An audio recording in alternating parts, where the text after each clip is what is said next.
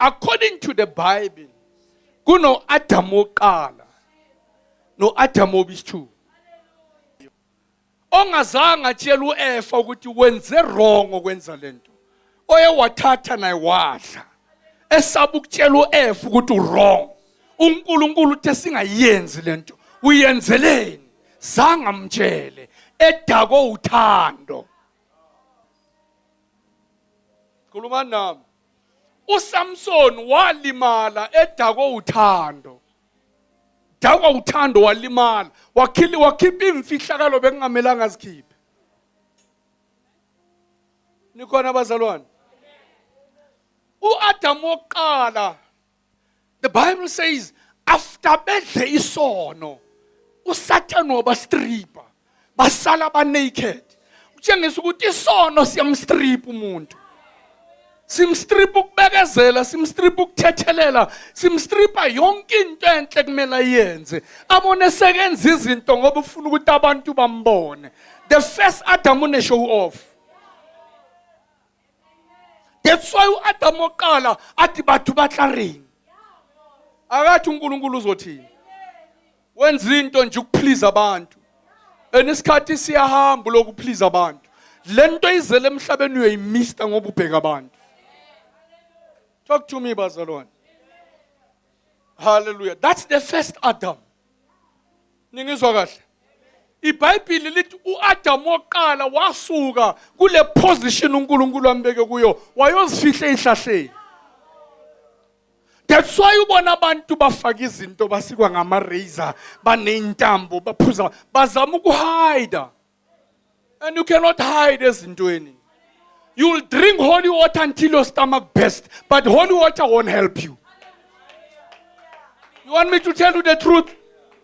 You want me to tell you the truth? You can go and drink as many as you can and drink oil. Never let into zihlanzwe a filthy heart. uJesu uthi nihlanzwa yizwi. Don't take izinto eziphathekayo and expect lezo zinto ukuthi zizogeza impilo yakho. Ziyogeza umzimba. Mara umoya ugezwa yini? Ngoba umuntu umoya. I'm not against lezo zinto. Angazi bazenze batshela ubani abengekho mina. I'm not against them. Mara la the day ungangibona ngiphethe amanzi uhambe. Uhambe uyofuna elinye ibandla. Ayihlalele into yamanzi. Ngoba iBhayibheli kumaHubo 107 verse 20 ithi uthuma izwi lakhe ukubaphilisa. I declare ukuthi la kunabantu abazophola during the preaching of the word. Abangeke babekwe izandla because uthuma izwi lakhe ukubathukulula.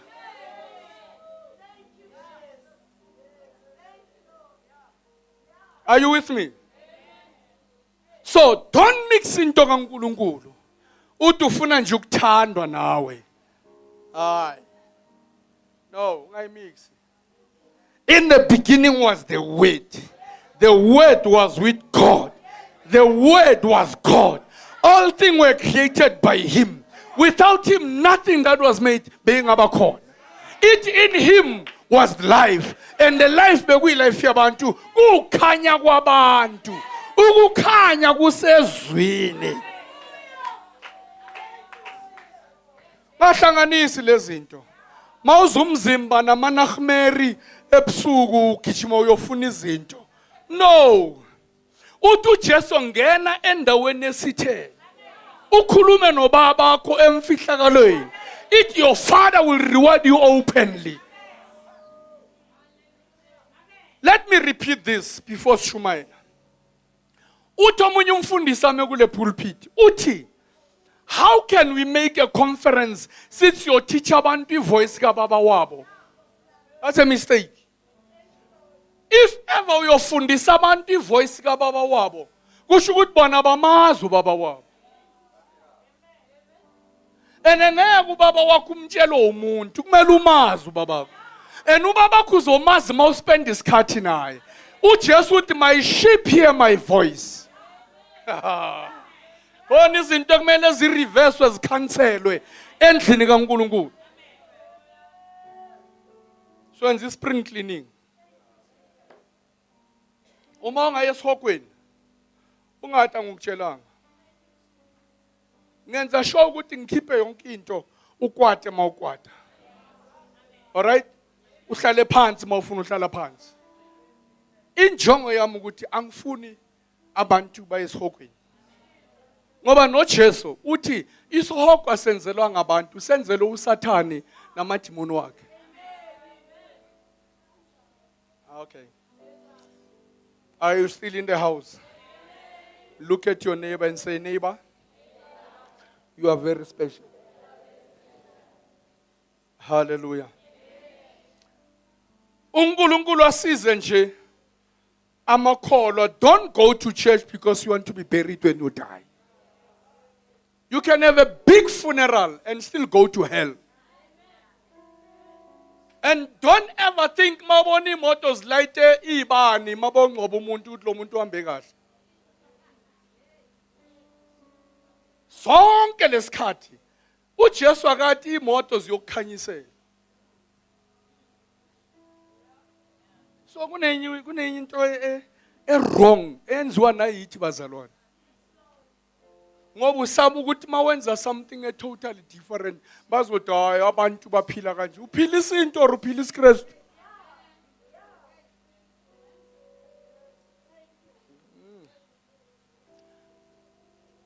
Izinto zombuso suka kuye. Don't spend your time emuntwini ococa into zakhe.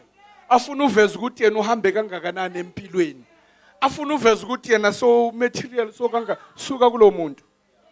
Look for people, the kingdom-minded people. Funa bona. Okay, today sizobheka uAdam wesibili. Asuka mathatha. Sizobheka uAdam number 2. uAdam number 1 wasishiyela ubunzima emhlabeni. Hallelujah. The first Adam corrupted us. Hey, asikhulumeni. iBhayibheli lithi uAdam wokuqala umoya ophilayo. uAdam wokuqala umoya ophilayo. But the second Adam umoya ophilisayo. Zinomehluko lezi zinto. Nikhona abathandekayo. Umtshela noseduze nawe ukuthi ungiyeke kancane ngilalele ngingamisti lutho. Ake ngithi before ngishumayela ngamukele nje abasivakashele 42. Mawuphethe iBhayibheli lakho iya nami encwadini ye1 Corinthians chapter number 15. 1 Corinthians chapter 15. Oh Jesus. Oh Jesus. Uma uyitholile uzosho nje ngizozoma uthi amen. Ukuthi uyitholile. Hallelujah. 1 Corinthians chapter 15. Ngicela nje mina nawe sithathe verse 45, 46 and 47. 45, 46 and 47. Ifundeka kanje ngalele ngiliphethe. Thus it is written, the first Adam became a living being, an individual personality. The last Adam, Christ, became a life-giving spirit, restoring the dead to life.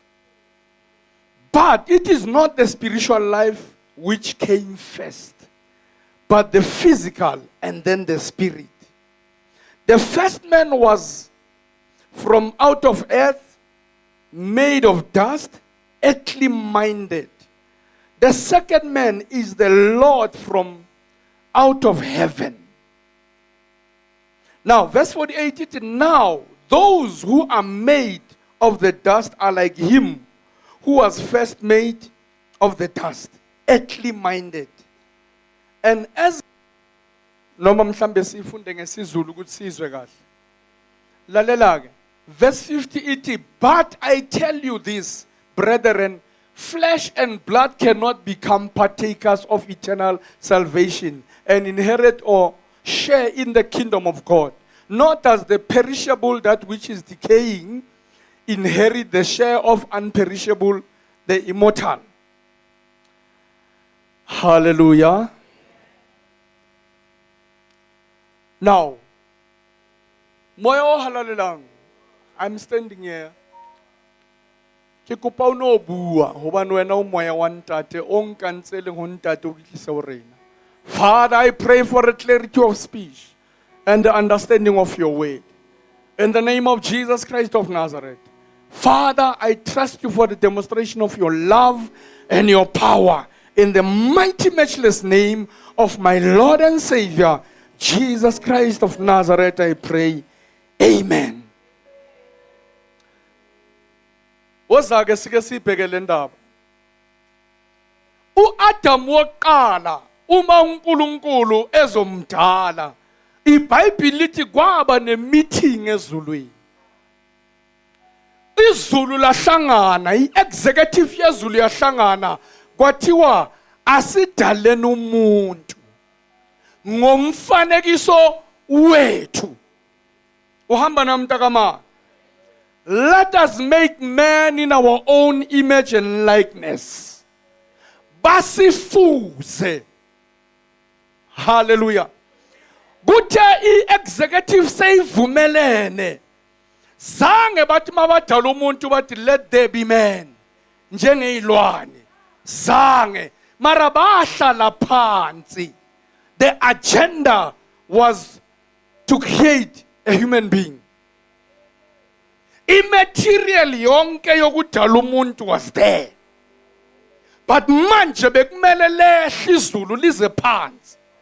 Lizosebenzisa something yala phansi. Lihlanganise neyasezulwini. Ngoba uNkulunkulu efuna ukuzibona esemhlabeni odalwe uye. Elawula. Last week sithe uma abantu babuza ngesizulu bathi lo window bathi umfana lo, angisho ngamanye amagama bathi ufana nobani. Uyayikhumbula le ndaba? And then badlule lapho bathi windodana. Bayabuza ukuthi windodana. Okay? Nihamba nami. Now uNkulunkulu iBhayibheli lithi he took the dust. Wayishape the way yena afuna ngakhona. Makaqeda ukuyishape wayiphefumulela. iBhayibheli lithi umuntu waba umoya ophilayo. Hallelujah. Ngoba into noma ithulile mara yangenwa uNkulunkulu yamuva. Talk to me. Noma into bathi ifile mara mayingangenwa uNkulunkulu iyaphila ngoba ingenwa ukuphila. Hallelujah. Now iBhayibheli lithi uNkulunkulu wasewuthatha lo muntu omdalile wambeka entsimini yase-Edeni ukuthi ayinakekele. And uNkulunkulu bekavakashela lo muntu every afternoon. Every afternoon uNkulunkulu uzobheka ukuthi le ndoda iphila kanjani. Hallelujah. Le ndoda yayinomsebenzi omningi entsimini yase-Edeni. uNkulunkulu udale izilwane qala before umuntu. iBhayibheli lithi wasewuletha izilwane kumuntu ukuthi umuntu abone ukuthi uzozipha amagamani. And igama umuntu mangathi you are a lion izoze ife ne generation yayo ngeke kube nethi angisese lion. You will remain a lion ngoba into akhulunywa umuntu odala uNkulunkulu ihlala injalo forever. So irresponsibility yalomuntu bekaphilwa namagama aphihlahla amagama. The into enokungishaya ukuthi inhlanzi zasolwandle uzibone kanjani makazozipha amagama. Njengisukuthi uNkulunkulu wethu uNkulunkulu wemfihlakalo. kunezinto angakwembulela zona abanye bangeke bazibone and bazoquestion ukuthi kanjani abe nelezinto kungoba abazi ukuthi kunoNkulunkulu emfihlakalo. Hayibo. Ngicela ningizwe bazalwane.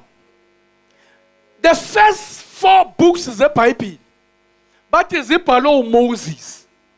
Le ncwadi uGenesis ibhalwe uMoses. uMoses beka kuphi uma uNkulunkulu enza izinto? uMoses ubone kanjani ukuthi in the beginning God created? Ubone kuphi?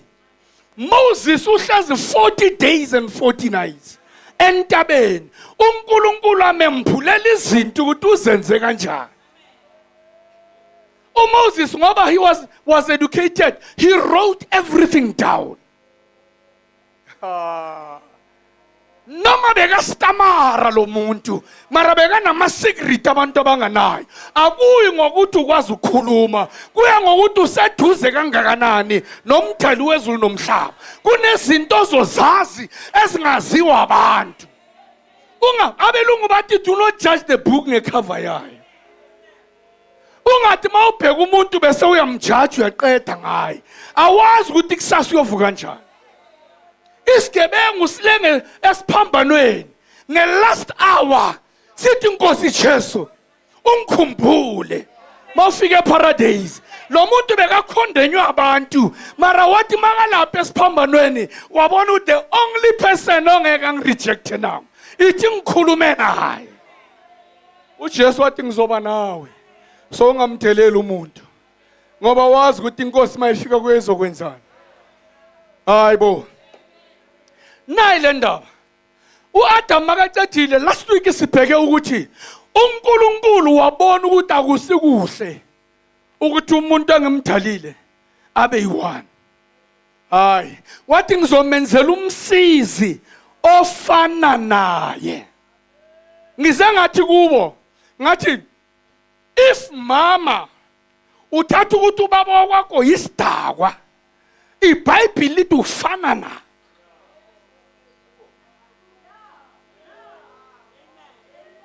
Ithi ngizomenzela umsizi so uwe omphigama mara kahle akusilento enomphe yona umuntu uzoba ilento omthi othi uyiyo. Hayibo lalela uma lo muntu edakwa wena khuluma njengomuntu onoNkulunkulu phakathi uthi wena ungumfundisi. Ukhuluma phakamisa iglass uthi wena you are a servant of God. Yenza ukuthi ayizwe lento ekhulumayo ngoba ngeke ibuye ingafezekanga. No abangizwa kahle. Ungakhulumi nje khuluma ngokukholwa.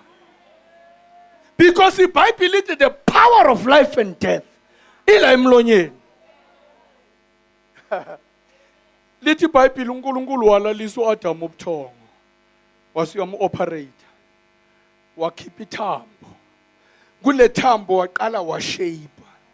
Ngamanye amagama wehla uNkulunkulu makadala uAdam wafaka yonke into kuAdam nonkosikazi wamfaka kuAdam. That's why angazange emhlabathini uye kulomuntu ngoba lento ekumele isize lo muntu kulomuntu. Abantu bagijima bafuna impendulo everywhere zila kubo. Ngoba into yonke oyifunayo oyitholayo angeke uyithole ingekho enhlizweni yakho. Talk to me. Angeke uye endaweni kungekho enhlizweni yakho. Angeke uye town ingekho enhlizweni yakho. Iqala ngokuhlala enhlizweni ibe yidesire. Asidlule. Now wamdala wafaka yonke into kuEva ezothokozisa uAdam. Ngithe mina last week ngithe uEva zange azilethe kuAdam. Walethwa. Ngathi mantombazana ningazilethi. Melana uNkulunkulu anilethe. Maniziletha niyalimala. Ngoba uyaziqhaphazisa ngalabantu. Angeke akushade umuntu ozilethe kuye. Uzodlala funda izinto ngawe. ufana netruck yase driving school ufunda izinto kuwe mara ngeke ahlale nawo ngoba uzilethile. Mawulethwa uJehova uprotecta indlela yakho. No, ningakwati mantombazana. Ningakwati. Hallelujah. I-end up intombi izonda umntwana. Umntwana angenzanga lutho. I-mistake uyo uzisile. Akusumntwana.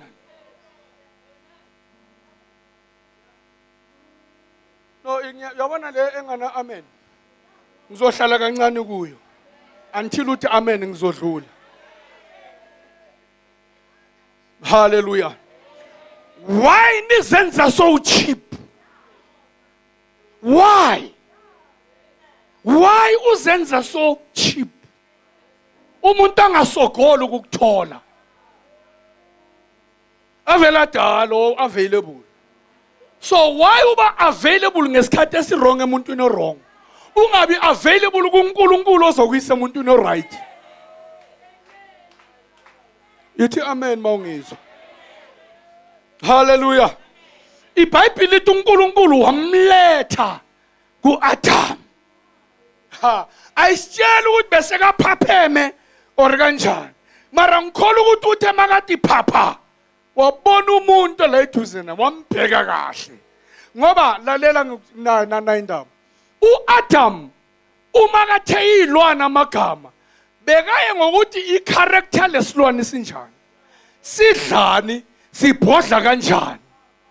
Siza ne-character yaso iphelele, sithola igama. Umuntu bathi utsotsi ngoba uza nemisebenzi yakhe. Amagama abantu abakutheya wona, bakutheyana ngenxa yezenzo ne-character yakho. Hayibo. I-mistake enzeka kubazalwane. Bameka uma-gift, but abana character. That's why after sekenza ama-miracles, mawusondela kuye, lento esibhekile sifuna kuya yikho. Kungaloko ngithi ungadakwa ama-miracles. Hlala ezwini likaNkulunkulu. Ngoba iBhayibheli lithi heaven and earth shall pass away, but the word of God will remain forever. Forever. Bamba into engeke iphume efashionini. Bambizwi. Adam wavuka wase umpha igama. Adam uqala ngisho. Last week isizwile ngisho. Kanti benikuphi nina last week? Benikhona? Manje why mangithi nizwile nithula? Or science introspection? Lalela. Mawungazibuza, ngicela nisike sibhekene uNkulunkulu ukuthi usebenza kanjani. Uma abelungu noma icontract bathi bakhe idamu. Bathi bakhe idamu, baza nezinsimbi, bagubha umhlabathi. Bagubha umhlabathi. Bazothela amanzi. Mara ngikhumbula ukuze itruck ethwele inhlanzi ifike izideliver la. Angikhumbule ngiyibona ama-horse and trailer layisha ama-fish azohlisa kulelo damu. I don't remember seeing that. Mara uzobona after 2 years sebaya lapha bayodweba inhlanzi. Zenzeke kanjani? Ngoba zifakwa ngomuntu. Kula uzobona ukuthi ukhona uNkulunkulu. Noma abantu bangathi bayaphika, ukhona uJehova, uyaphila uNkulunkulu, wenza izinto uNkulunkulu.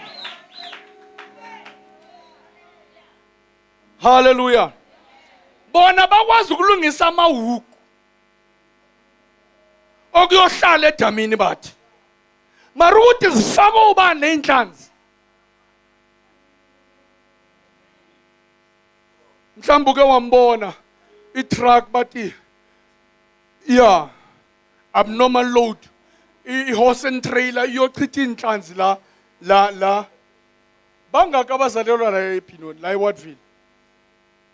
Nike nabona lapha kuthi unesitruck ihlisa inhlanzi. Never. Ngoba uNkulunkulu uthe la kuba namanzi akube nokuphilayo. Ene lento eyikhulumile ngeke itshintshe umuntu. Iyohlala injalo kunaphakade. Kula ama-scientist ngiwa-challenge khona ukuthi mawungababuza bona ukuthi ubani wenze ukuthi kube namafishi la, nike nenza ama-research scientifically nisitshele ukuthi nibone i-truck enjani ichitha amafishi lapha. Kulabona khona ukuthi bona bazi lokho abakubonayo mara kunezinto abangaziboni. Uyabona ukuthi ngeke umazi umcethe uNkulunkulu. Ngeke umazi umcethe. Hayi bazalwane, ngeke simazi uJehova. So ungathuswa abantu abathi bayazi. Kunezinto abangazazi. Hallelujah. Now lalela ke. uAdam wokuqala waba yisehluleki. Wahluleka. Why ngizwe kahle, ungizwe kahle. Impilo yokuqala ungakasindiswa bekuyimpilo yokuhluleka. Ngoba impilo beyiphansi kwedominion kaAdam wokuqala. Impilo yokuqala boyiphila before usindiswa. Impilo beyinganazinto ezinhle. Until ithi ngibeke kanje. Umuntu ngeke aphile la emhlabeni engazalwanga. Kumele uzalwe. And uma umuntu angehla njaze la, cha, sonke mina ngeke ngihlale naye. Ngoba ngazi ukuthi ubuyaphi. Qhamuka nje emafini sekathi uhlala nathi. Ngiyathutha kuleyo ndawo. Ngiyofuna indawo enabantu abazalwayo. Indawo evumeli indlela kaNkulunkulu ukuthi yenzeke. Ngiza kulo Adam obisithu. uAdam oqala akasazi isibeletho. Nithi mina angeke uze emhlabeni ungazalwa. 2, angeke uye ezulwini ungazalwa. Ukuza la uyazalwa, ukuya le uyazalwa. Ukuza la uzalwa ngokwenyama, ukuya le uzalwa ngokomoya. Amen. Uyangizwa na? Yezwakala le ndaba. Now, ngithe kuwe kuAdam oqala kwaba nemeeting badala umuntu. Okay? Isitha ngithe asikhumbuzaneni into last week. Ngithe kini uAdam bekalazi izwi lenkosi. uAdam bekayazi present kaNkulunkulu. uEva bekangalazi izwi lenkosi. uEva bekangayazi present kaNkulunkulu. He only knew the presence of Adam. Ngoba uphuma kuAdam. That's why umuntu esifazana umeltha makunendoda. Ngoba ubuya kuye. Uyokuphela yazi.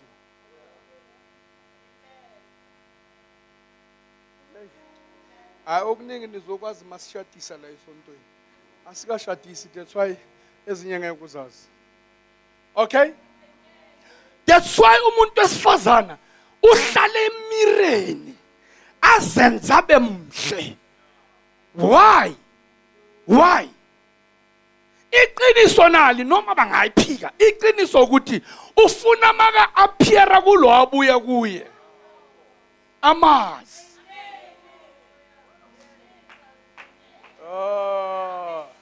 Avela muhle.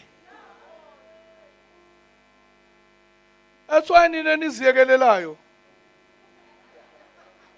Phila njengogogo wintombi.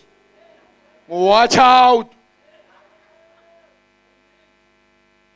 Unisizele naleli vangeli lokuthi hey manifaka ama earring izinto zezwe wena.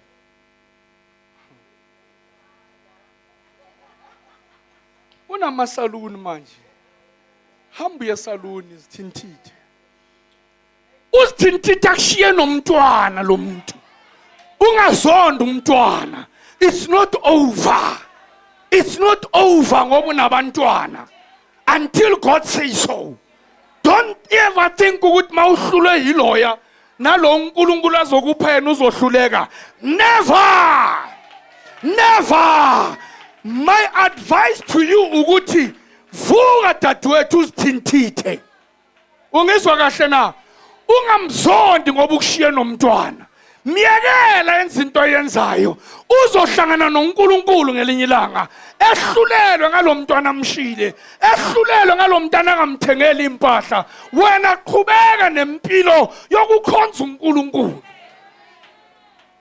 Thintithe. Azekelele. Uthola umuntu nje ngamabhereti. Yekelele lo muntu. Hey. Kuyathwizwa. I'm talking to you. Bathwiza bano. Bafaka ezinye izintonyana nje la emehlweni wabo. Mambheka ubona nje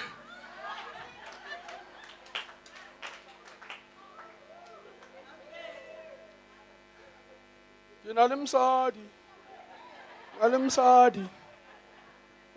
Tshela kahle. Thintithe into zakwami. Thintithe, awuthintithe. Yo, uzithintithe abuze makabuye emsebenzini nathi ubuyaphi. Udawabe ngiloko ngila endlini. Ngokuthi ufuna sonda amabhereti ukuthi abone abanye. Zithintithe. Abe nesikhwele. Ngiyakusiza. Tata umfundisi. Ngiyakusiza. Thanda abantwana bakho. Uyezwa ubathande labantwana. Enokhu uprofete kulabantwana bakho. Ungababoni njengehluleki njengalohluleko ukukunesa. Babone labantwana njengabantu ozobambezela ngabo uma usophelelwa amandla. Azi ukuthi ngikhuluma nobani. Ngiyadlula nje. Nginikeza umnikazi wale ndaba indaba zakhe kuphela ngiyadlula. Uma wena zingakuthinti, God bless you. Yekela ke abanikazi bathatha into zabo. Thintithe mntakama. Ya baqabanga ukuthi awusakwazi ukunyathela uthi nje. Umele phezulu. Hambele nje uphezulu. Ungizwa kahle na? Ukuthi zikwambisa kabuhlungu is none of my business.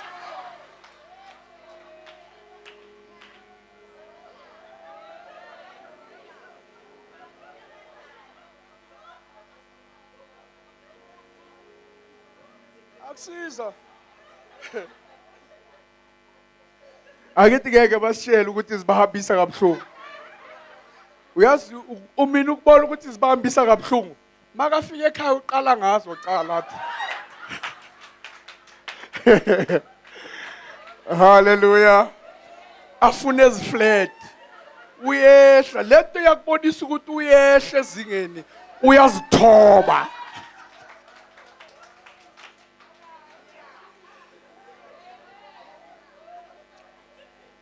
Problem esinayo. We want revelation sihluleka ukusiza odadewethu. Sibamele benze isono sibanqamule. Mara sibathipha ukuthi benzeni ukuthi baphile impilo right. Iproblem ephuma la epulpitini. Funa nje ukubakapa. Lokho batshela ukuthi ya mina babiza ngamagama. No, mina ngeke ukubiza ngamagama. Ngifuna ushade. Ngifuna ushade mina. Ube smart. Ungazisi.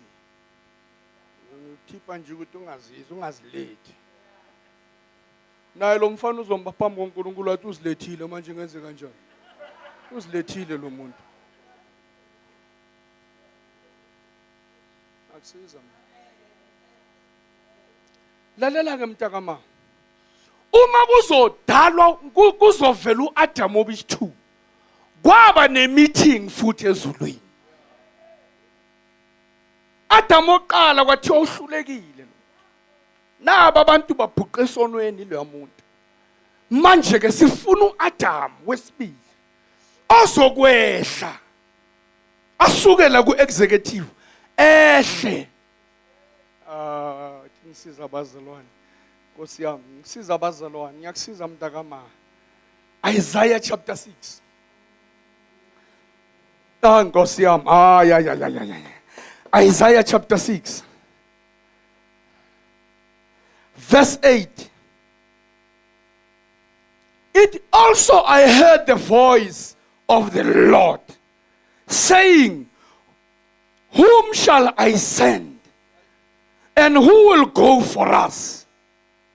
Then said I, here am I, send me. Izulu liphelele lonke. Kwaphakama inkosi. Yathi manje ubani ozosiyela emhlabeni? Ukuyobuyisa my image. Ngoba identhekile image yami. Ukuyoreposition abantu. Ngoba phumile kuposition. Ubani ozosiyela ayoba umzekeliso weposition mina engifuna abantu babe kuyo. Kwathi tu ezulwini. Kwaphakama indodana. Phakama indodana. Athi baba thuma mina. Jesus, the Son of the living God, stood up before all the angels, the executive, the elders, and said, Lord, here I am, send me. Thuma mina.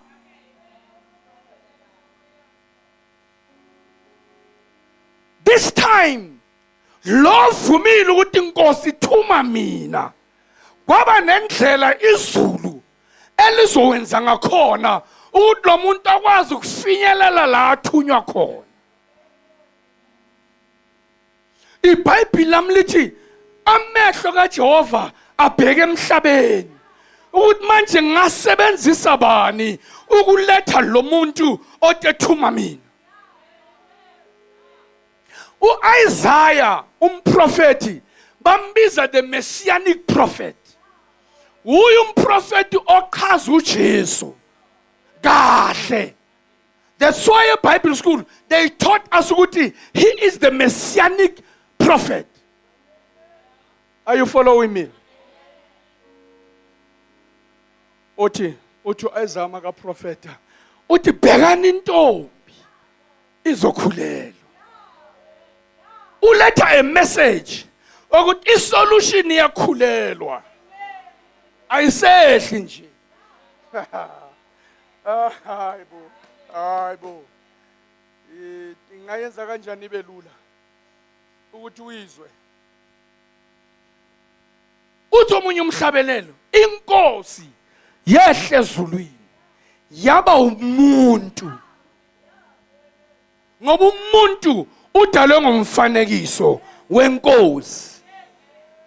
Manje inkosi ukuzilanda abantu bayo abalahlekile kumele iyombatha inyama ukuthi ikwazi ukuhamba phakathi kwabantu ikhulume nabo ibabonisa izinto ezenza ukuthi balahleke. Hayibo niyangizwa mara ngaba ngumsindo nje ungangizwa kanti ama record nje akhala ebusuku uyawazi. Was namagama akhuluma kulama record uhlule izwi lenkosi. Hlula noku marking what they call it when they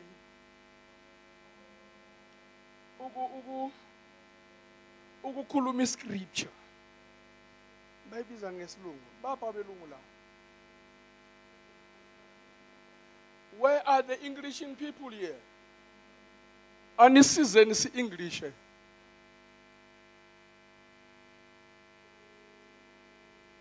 Bahlulwa nje iverse 1. For God so loved the world that he gave. uIsaiah phambi kube sifike la uthi bhekani intombi izokhulelwa. Angithi manje la uIsaiah uthi ngokufa kukaUziya ngayibona inkosi. Eyiphi lenkosi ayibona?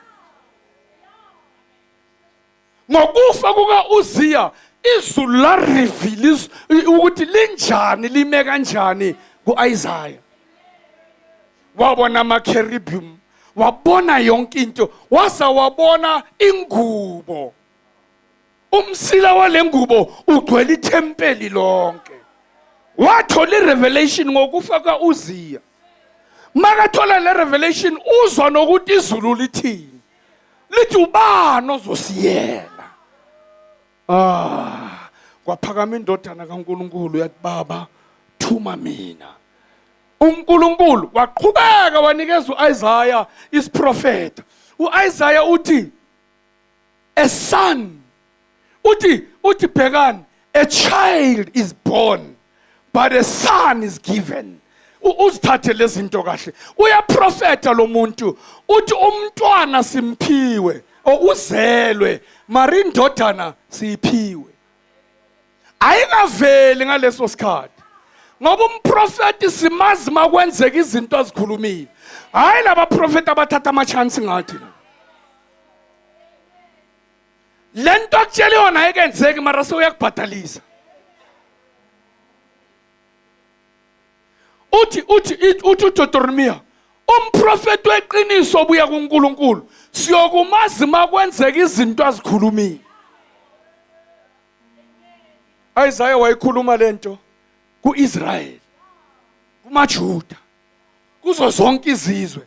Baba nolwazi lokuthi khona ozozalwa okumsindiswa kwaIsrael. Bese bazi abaFarisi bebazi ukuthi ukhona ozozalwa, abapristi bebazi ukuthi ukhona ozozalwa, amakhosi bewazi ukuthi ukhona ozozalwa. Ngoba yaprofetwa lento. Hayibo. Abazalwane bangizwa. Ake ngiyise kulesi profeto sika Isaiah. Uye nje ngapha ku chapter 9 uverse 6. Uzwe nje ukuthi lo mprofeti umkhipha kanjani lo muntu. Chapter 9 verse 6. It is for to us a child is born, to us a son is given, and the government shall be upon his shoulder. Uthini? Umbuso uyokube emahlombe wakhe. Akakavezi ukuthi yini ezohlala ehlombe ukuthi abantu bayibone. Mara uthi umbuso uyobe ehlombe la. Bazalwane, I wish ningizwe. Uthi his name shall be called Wonderful Counselor. Amagama manje uIsaiah awakhiphayo kulo muntu. Wonderful Counselor, Mighty God, Everlasting Father of eternity, the Prince of Peace. Ngoba umhlaba ngokulahleka kwaAdam walahlekelwa ukuthula. There is no peace in this world without the Prince of Peace. There is no peace in our families without the Prince of Peace. There is no peace in our churches without the Prince of Peace. iBhayibheli lithi kholwani abaprofeti. Uthi asiqale la ngokuthi the government shall be upon his shoulders. Umbuso yokuba kuphi? Ethi ngijampele kulo Adam wesibili masinyana ngokuboniseke ngoyombuso. iBhayibheli lithi uJesu eqeda ukubhabhadiswa kwavuleka izulu, kwehla ijuba, kwehla umoya engcwele in a sign of a dove. Ene lo moya kaNkulunkulu lejuba zange lihlale enhloko, lahlala la emahlombe.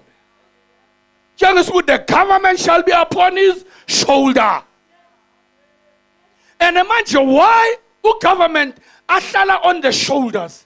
Kungoba uhlezi phambi kwendlebe ukuthi umuntu nomuntu ezwe ukuthi lo government ufuna kuphilwe kanjani.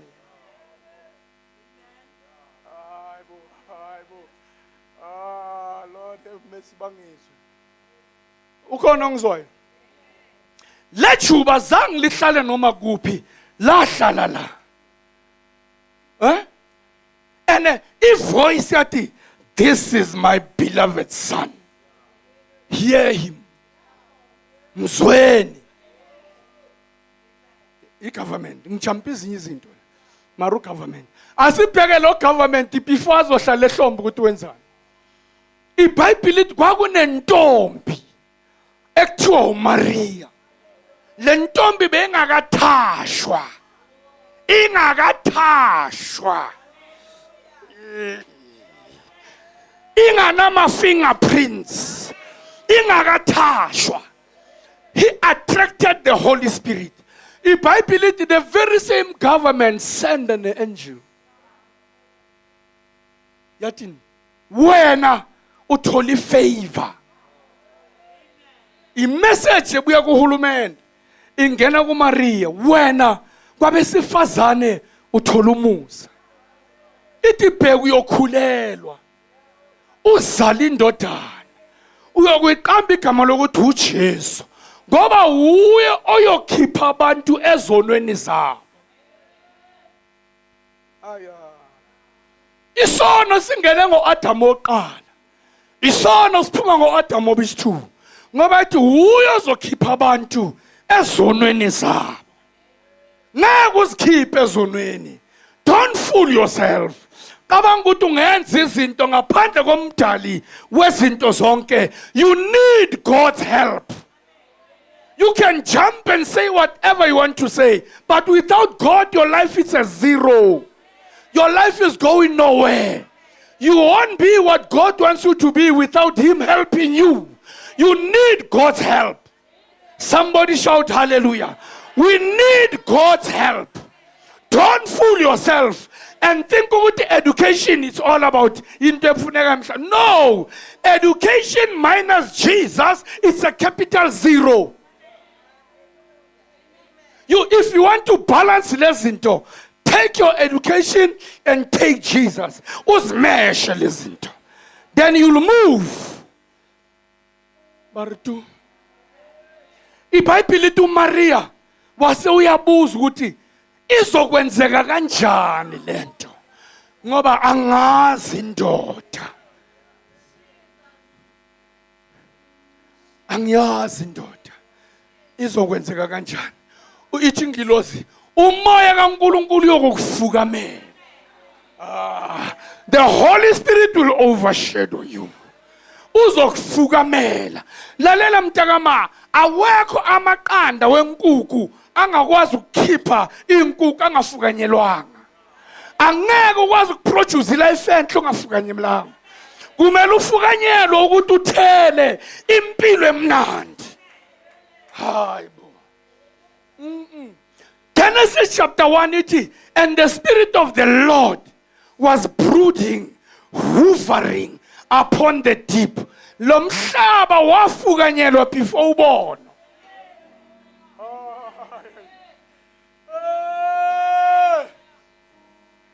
Wafukanyelwa umoya kaNkulunkulu lo mhlaba. Izwi malikhuluma umoya wavula. Kwaba njalo. Izwi lakhuluma umoya wavula. Le minyango beyivalekile uma izwi likhuluma umoya engcwele uyavula.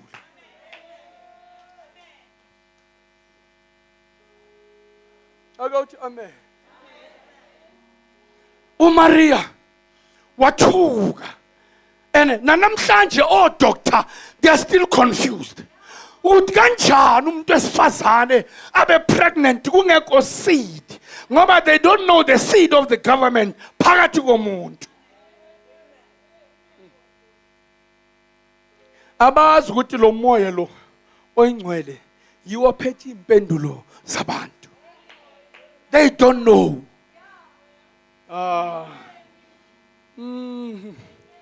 Uthi uMaria kuyokwenzeka kanjani? Lalela ke. IBhayibheli lamlithi dukuduku after sikhashana yona lengilozi yathi kuye uElizabeth lo bebamazi eyinyumba upregnant una 6 months. So lento yenzela ukuthi uMaria akholwe ngoba uyazi ukuthi ngokuya ngabo lento yenzeke uElizabeth it's impossible. Manje kulethwa neconfirmation yokuthi azi ukuthi lento emtshelayo ibuya kubaba. Uyayifakazela ngoElizabeth. IBhayibheli lithi uMaria wasengaleso sikhathi waphuthanyana into zakhe eya kuElizabeth. Makafika kuElizabeth makambingelela nje the baby kicked. Ubingelelo ukuphila kwaba nokuphila. Kuya ngokuthi kule nsuku esiphila kuzo ubingelelo ubani. And makakubingelela lo muntu kwenzakalana empilweni yakho. Kunabantu bathi mabakubingelela kungenzeki lutho, mara kunenhlobo yabantu makafika ade zishangana uthi mntakama ivukile lento. Yayizwa lento yami khona. iBhayibheli lithi Elizabeth, lalela. Uyaconfirma futhi uElizabeth. Uyazibamba, uyayizwa lento yakhabakha. Uthi kungivelela kuphi ukuthi umama wenkosi yami. Confirma kuMaria. Nina uNkulunkulu akasiyo, he is not a God of confusion. Yonke into uyayiconfirma. Uconfirma kuMaria ngakahlangani nabantu abaningi. Ukuthi ayazi lento ayiphethe ukuthi buya kuJehova. God cannot give you something that will confuse you. Uzokwenza sure ukuthi uyayiconfirma. Ukuthi umthembu wazi ukuthi God is able to do what my enemies cannot do. God is able to do what people cannot do. So uma ngibona ngikwazi ukwenza into bengihlula, angeke mina ngiyenze if God is on my side. Yini ezongihlula? Ya confirm ingilosi. Ngisho Elizabeth uthi uyabamba uyeza ukuthi lento ephethe lo mntwana iyaphila. Hallelujah. Kuconfirma futhi ukuthi yiyo lento iphethe. uJoseph ngokunga understand. Makambheka uyabona ishape kaMaria yachinja. Joseph utangamthashi mina. Ngeke ngivele ngamukele nje ibhanji. Engazi ukuthi ugcobiswa uNkulunkulu ibhanji. Ayila mabhanji nyana wemitation wala emhlabeni. uNkulunkulu makagcokisa ibhanji lithathe mfowethu ngoba lisize yakho. iBhayibheli lithi ngeke kunika ukulinga okungaphezulu kwamandla wakho. uJoseph makayibona lento iBhayibheli lithi wase uyaqabanga ngoba abantu siyaqabanga before senza. uJoseph waqabanga what no man. Ngono ngimlahle silence. Ngimshaye ngesilence. Uzobona sekwenzeka ukuthi angisekho. iBhayibheli lithi lesikhathi eqabanga umshiya izulu lehla lizoconfirma nakuye. Lithi Josepha lento ethelo uMaria ibuya kuNkulunkulu. Ungamlahli uMaria. Qhubeka naye onkosikazi wakho ngoba lento kuye ibuya kuNkulunkulu ezulwini. Hey bazalwane ngizweli bo. Cela ningizwe. uNkulunkulu bekazi ukuthi uJosepha uthwele le character yokubaleka. Wambeka nalo character wathi ngizoyisebenzisa lento ngoba ikhona kuwe. Ukubaleka. Hayi. Mara manje na into yenza uNkulunkulu. Uthatha legama lika Jesu ulinika uJoseph.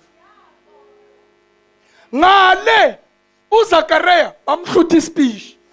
Ngoba lezinto zizosebenzelana akumelanga kube nemistake.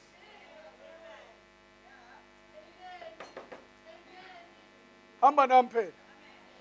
Ngale uElizabeth uthola uJohn the Baptist. iBhayibheli lithi he was baptized ngomoya ngcwele asesesibelethweni sika mamakhe. uZakaria uqishe waphazama efuna ukumupha igama elirong. Amagama wabo bewabuya le awabuyi kobaba. Obaba baphiwa uNkulunkulu lamagama. uZakaria bamnika igama lika John. uJoseph bamnika igama lika Jesu. Kumele bona bawa athare. Ngoba uNkulunkulu ngeke bakhulumele. Kumele bona njengabo baba bathatha responsibility bakhulume.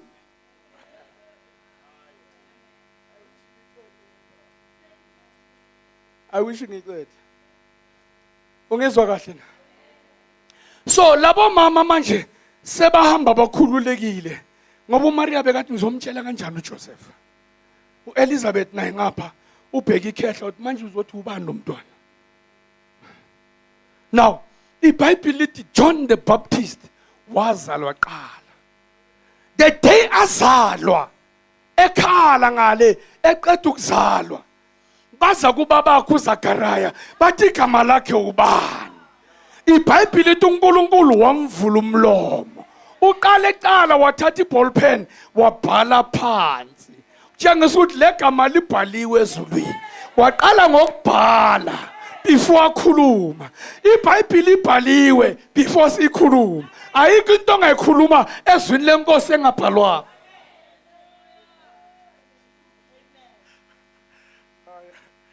I enjoy what I'm saying. I enjoy what I'm saying. My father is speaking. Now,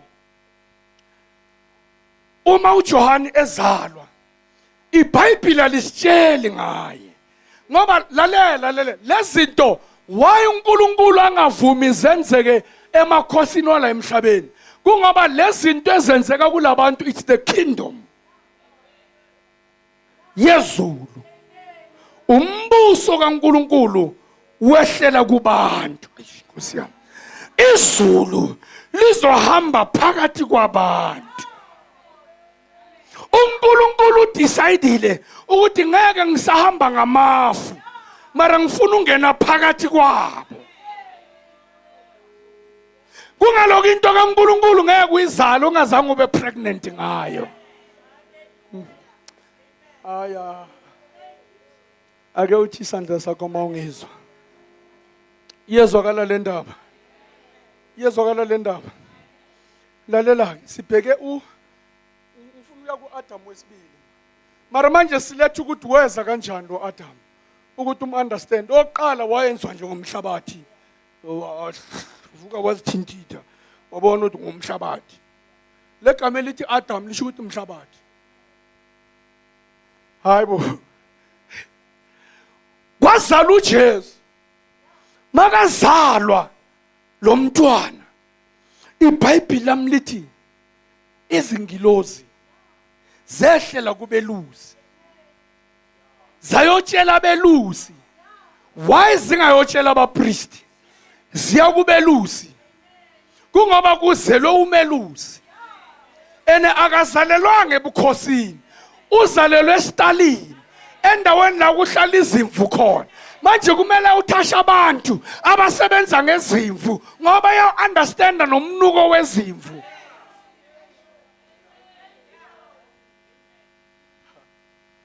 The great shepherd is born. So kumele kwazi abelusi qala. Awuthi amen. iBhayibheli lami lithi kwaba nenkanyezi efakazela lento yabelusi. Ithi lengilozi mayiceda ithi nginilethele indaba ezimnandi. Why sime pulpit singashumayela indaba ezimnandi? Sishumayela nje uqhuku. Silimaza abantu. Ivangeli is the good news. Indaba ezimnandi eziletha ubumnandi empilweni yomuntu. Ingilozi ithi nginilethele indaba ezimnandi. Labantu bayaphakama bafuna ukwazi indaba ezimnandi. Ithi bhekana umntwana uzelwe eBethlehem laseJudiya. Isiya confirma lengilozi kulabantu ukuthi nizothi manifike eBethlehem niye estalini seyinkomo nizothola umntwana ahlezi la inkomo zidlelwa khona. Ukutshengisa ukuthi kuze into ehlekayo ihlala la kudlelwa khona. uJesu uthi manidla mina nidla ukuphila. Manje kungaloko wabekwa la kudlela inkomo khona ngoba naye ukudla kwabamfunayo.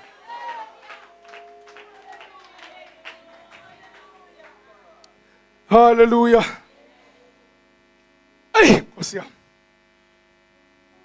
Phela bekungekho mbhede labangambeka khona. And the only place la bengangahlala khona kula kuhlezi ukudla kwezinkomo.